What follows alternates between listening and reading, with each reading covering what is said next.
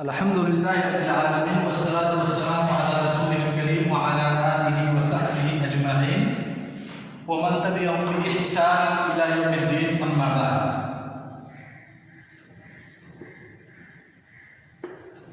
اصول الفقہ۔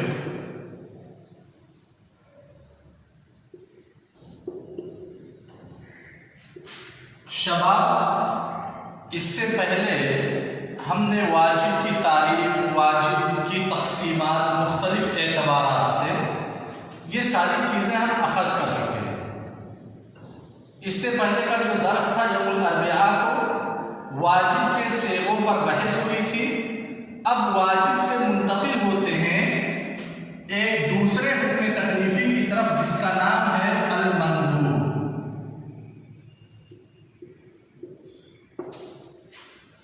اب اگر آپ سے سوال کیا جائے کہ المندوب کی اصل کیا ہے،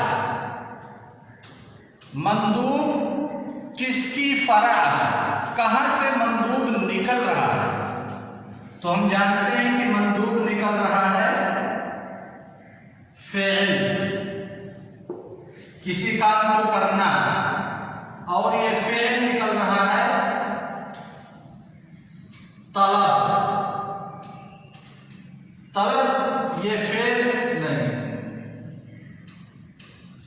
مندوب در حقیقت نکل رہا ہے غیر جازم۔ غیر جازم فعل، فعل طلب، طلب نکل رہا ہے اقتدا، اقتدا نکل رہا ہے شرع، اور شرع نکل رہا ہے حکم سے۔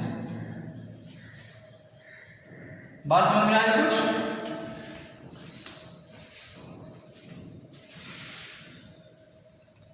یعنی کہ مندوب کی اصل حکم شرعی ہے، وہ حکم شرعی جس میں اقتدا یعنی طلب پایا جائے، وہ طلب جس میں فعل کا مطالبہ ہو، کسی کام کے کرنے کا مطالبہ ہو، اور ایسا مطالبہ جو غیر جازم طور پہ ہو، غیر الزامی طور پہ ہو۔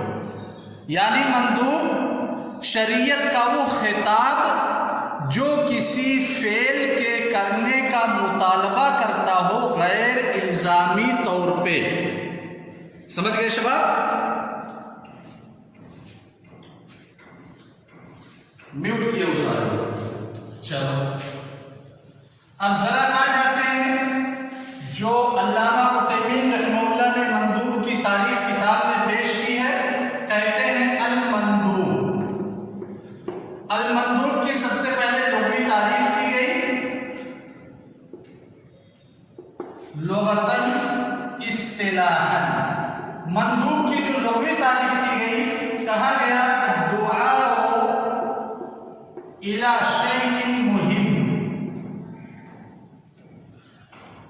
مندوب کا اطلاق لغت کے اندر کسی بہت ہی اہم چیز کے لیے دعوت دینے پہ ہوتا ہے۔ کوئی ایسی چیز جو بہت ہی امپورٹنٹ ہو، بہت ہی اہم ہو، اس کے لیے جب آپ بلائیں گے تب لفظ استعمال کیا جائے گا ندبہ کا۔ ندبہ فلان یعنی ندبہ زید، زید نے دعوت دیا، زید نے پکارا۔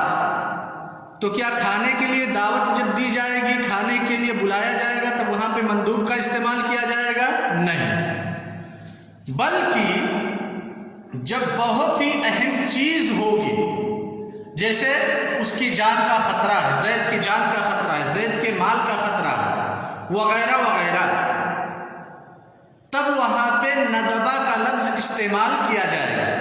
یعنی لفظ ندبہ اور لفظ دعا، ندبہ دعا، یہ دونوں الفاظ لفظ ندبہ اور دعا ایک چیز میں مشترک ہے، وہ مشترک ہے دعوت یعنی بلانا۔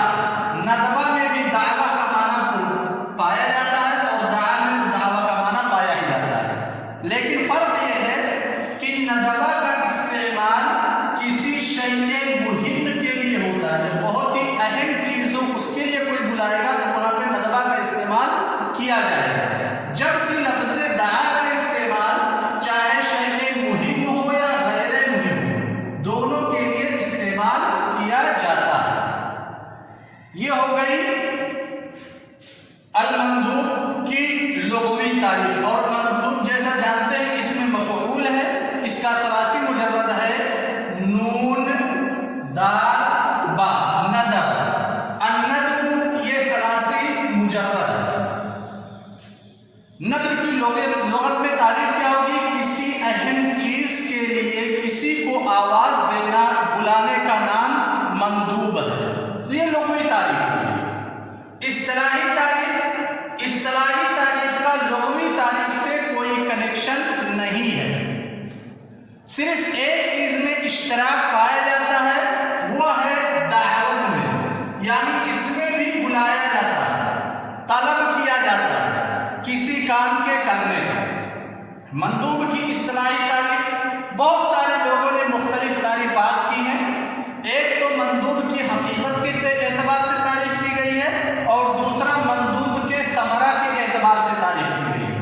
جن لوگوں نے ثمرہ کے اعتبار سے اگر اصطلاحی تعریف پہ غور کریں، مندوب کی حقیقت کے اعتبار سے مندوب کی تعریف اور مندوب کے ثمرہ کے اعتبار سے مندوب کی تعریف، دو اعتبارات سے تعریف کی گئی ہے۔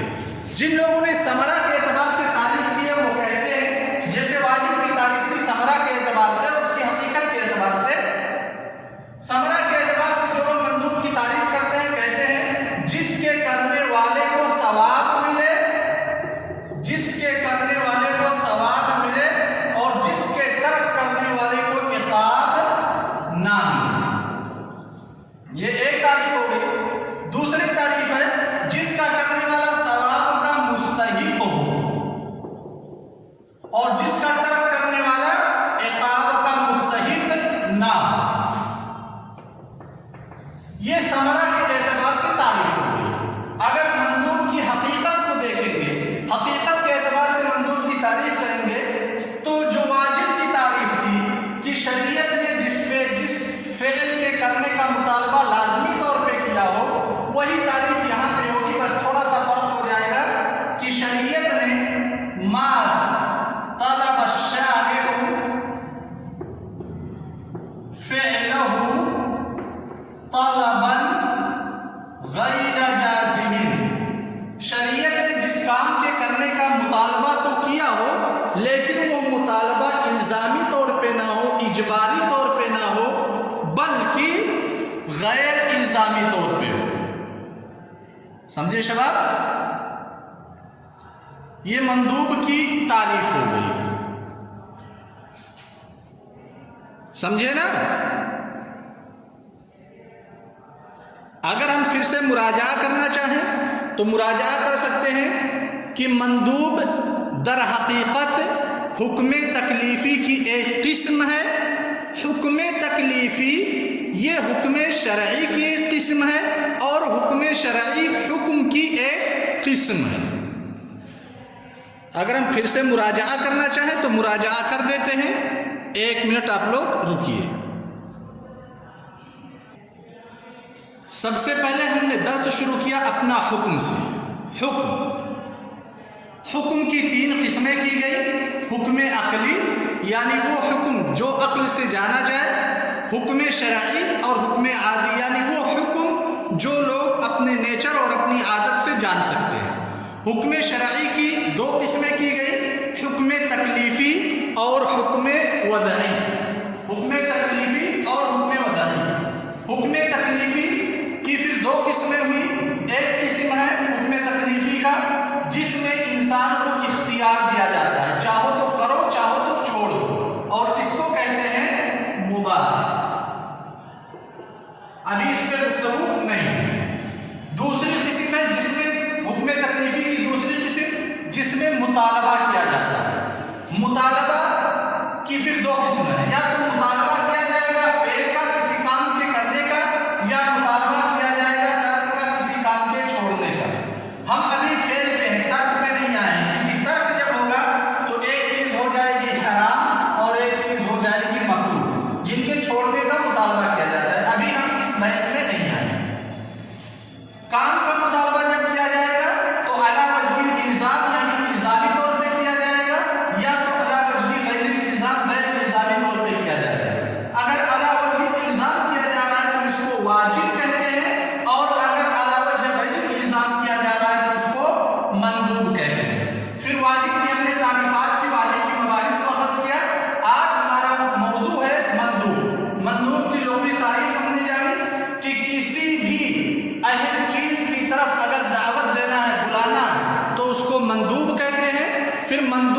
اصطلاحی تعریف پہ جب ہم آئے تو ہم نے بتلایا دو اعتبار سے مندوب کی اصطلاحی تعریف کی گئی ہے، ایک ہے ثمرہ کے اعتبار سے اور دوسرا ہے حقیقت کے اعتبار سے۔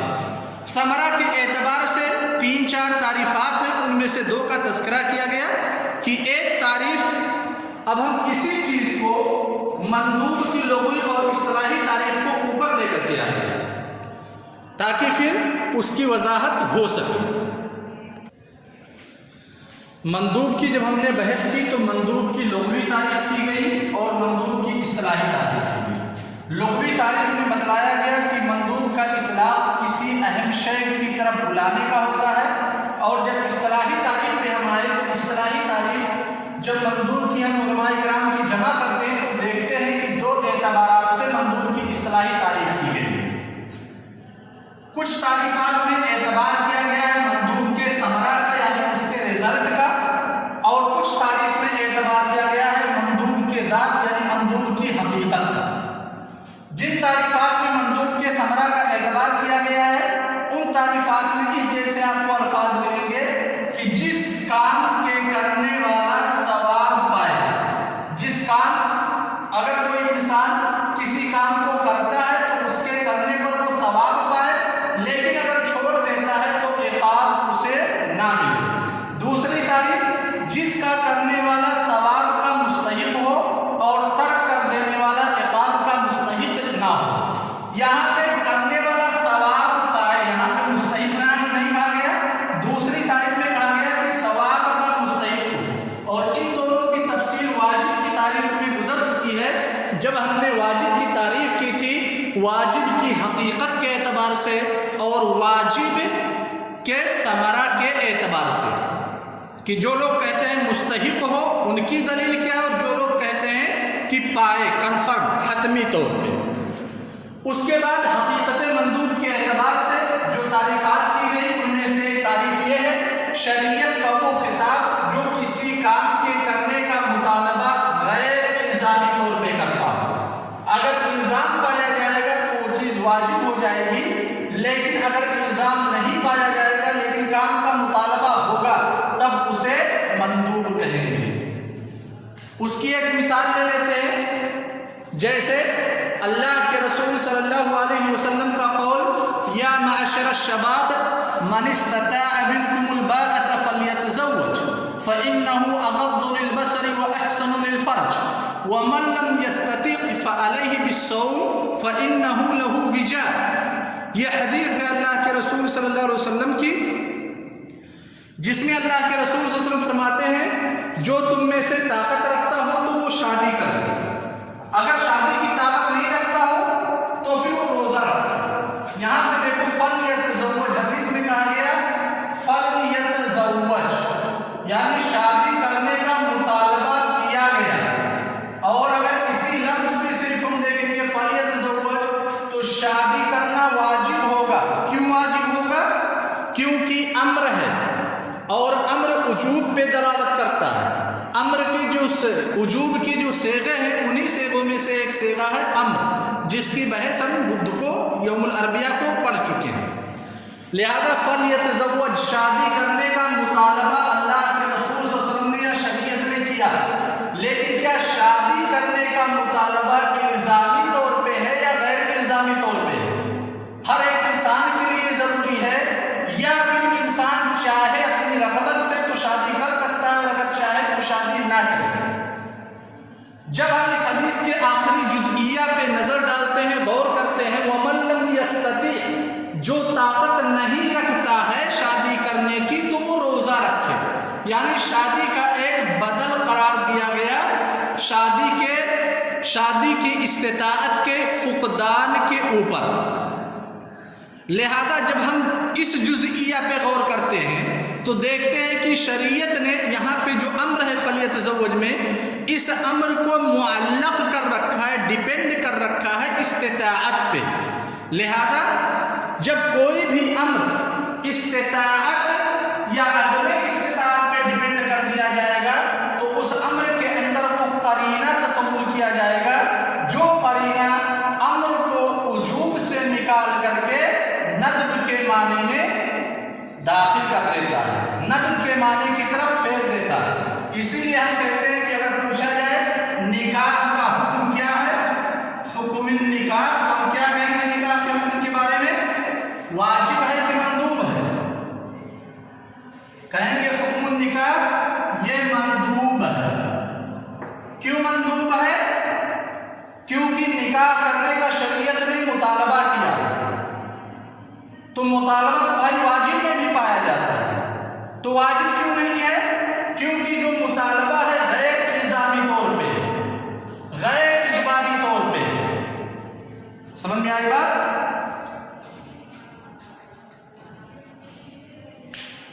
ایک دوسری حدیث اللہ کے رسول صلی اللہ علیہ وسلم کی، من اغتسل یوم الجمعۃ فالغسل افضل، من اغتسل یوم الجمعۃ فالغسل افضل۔ دوسری حدیث میں بیان کیا گیا کہ جمعہ کے دن غسل کرو، غسل الجمعۃ واجب علی کل محتلم، یہ حدیث ہے، غسل الجمعہ واجب علی کل محتلم، ہر ایک بالغ کے اوپر غسل کا جمعہ کا غسل واجب ہے۔ واجب کا مطلب مندوب نہیں، بلکہ واجب کا مطلب ضروری، یعنی ہر ایک بالغ کے لیے ضروری ہے کہ جمعہ کے دن وہ غسل کرے، جمعہ کی نماز کی ادائیگی کے لیے۔ یہ حدیث ہے۔ دوسری حدیث میں آیا من اغتسل یوم الجمعۃ فالغسل افضل، فالغسل افضل۔ یہاں پہ شریعت نے اس نص میں بتلا دیا کہ یہاں پہ جو واجب ہے یہ اپنے حقیقی معنی میں استعمال نہیں ہے۔ ہاں جمعہ کا غسل یہ مطلوب ضرور ہے، لیکن وہ مطلوب کیا ہے؟ اختیاری ہے، مطلوب اجباری اور الزامی نہیں ہے۔ اسی لیے کہا گیا فالغسل افضل، یعنی جو آدمی جمعہ کے دن غسل کرتا ہے تو افضلیت کو پا لیتا ہے، اور اگر کوئی آدمی جمعہ کے دن غسل کو ترک کر دیتا ہے تو اسے ایک افضل کام فوت ہو رہا ہے، ایسا نہیں کہ وہ گناہ کا مستحق ہوگا۔ السلام علیکم ورحمۃ اللہ وبرکاتہ۔ کوئی سوال؟ جی